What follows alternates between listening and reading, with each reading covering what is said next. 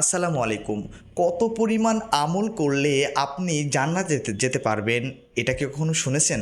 যে এই পরিমাণ আমল যদি করা হয় তাহলে আমি জান্নাতে যেতে পারবো, বা এই পরিমাণ আমল যদি না করা হয় তাহলে আমি জান্নাতে যেতে পারবো না।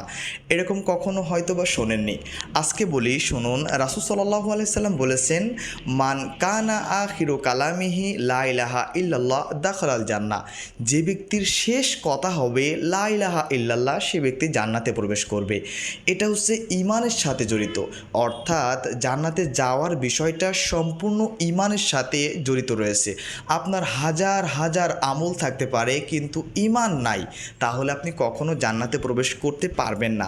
আবার আমল অনেক কম কিন্তু আপনার ঈমান অনেক মজবুত, ঈমানের মধ্যে কোনো শিরক নাই, ঈমানের মধ্যে কোনো ধরনের ভেজাল নাই, তাহলে আপনি অল্প আমল হলেও জান্নাতে প্রবেশ করতে পারবেন।